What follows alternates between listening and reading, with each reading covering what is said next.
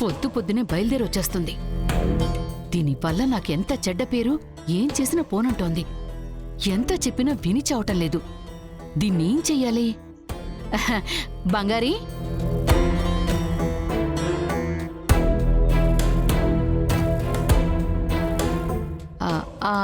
ఆఫీస్కి పోలేదమ్మా? పొద్దునైతే నేరుగా ఇంటికి వచ్చేయాలా? ఝాన్సీ అమ్మే రమ్మని చెప్పారు మేడం. ఊ అంటే ఇదొకటి చెప్పు.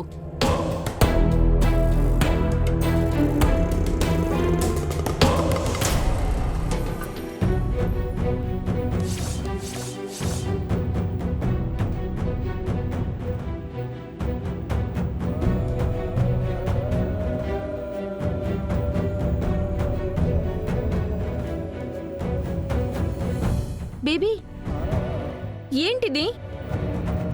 ఏంటి? అదే ఇలా డ్రెస్ వేసుకొని వచ్చావేంటా అని. ఎక్కడికి వెళ్తున్నావు?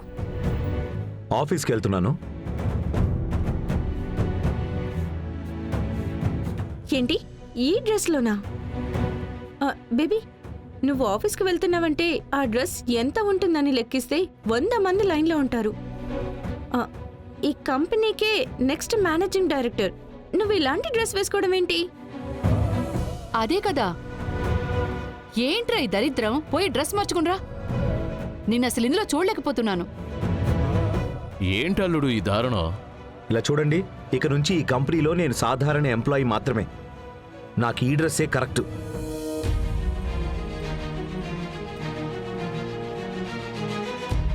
అల్లుడు, ఏం మాట్లాడుతున్నావు నువ్వు? నువ్వెందుకు సాధారణ ఎంప్లాయీగా ఉండాలి? అత్తయ్య ఏదైనా చెప్పింది అనుకో, అందుకని మరీ ఇలానా చెప్పు? ఇది కరెక్ట్ కాదు అల్లుడు. కావాలంటే నేను మాట్లాడతా అత్తయ్యతో. పో, నువ్వు వెళ్ళి కోటేసుకురా పో. నిన్నిలా చూడటానికేనా మేమింతమంది ఉంది? రవి, ఒక్కసారి నువ్వు తల వంచావే అనుకో, ఇక నిన్ను జీవితాంతం పనివాణ్ణి చేసేస్తారా. వద్దురా. అమ్మా, ఇది నేను చేస్తున్న ఉద్యోగం. బేబీ, ఇంత పెద్ద కంపెనీలో ఒక సాధారణ కూలీలాగా పనిచేయడం నీకు సంతోషమా? నేను పోటీలో ఓడిపోతే ఏమైనా చేయడానికి సిద్ధమేన ఒప్పుకున్నాను. పోటీలో ఓడిపోయాను, మరి నేను చెప్పింది చేయాలి కదా. ప్లీజ్ బేబీ, ఈ పోటీ అంతా పక్కన పెట్టు. ఏదో జరిగిపోయింది, అంత సీరియస్ తీసుకోకు. అసలు నీకున్న లెవెల్ ఏంటి? నువ్వు ఇలా పోయి... శామ్, ఒక్క నిమిషం. ఇది నేను తీసుకున్న నిర్ణయం. ఎవరి కోసం నేను ఇది మార్చుకోను. సంతోషమా? నీ వల్ల నా బిడ్డ ఎలా మాట్లాడుతున్నాడో చూడు. నువ్వు నా బిడ్డ కంటే పెద్ద ఇదా? నువ్వు ఆర్డర్ వేస్తే అది విని నా బిడ్డ పని చేయాలా? మీనా, ఇది చిన్న కంత్రీతి కాదు మీనా. నువ్వు అలా చూస్తూ ఉండు.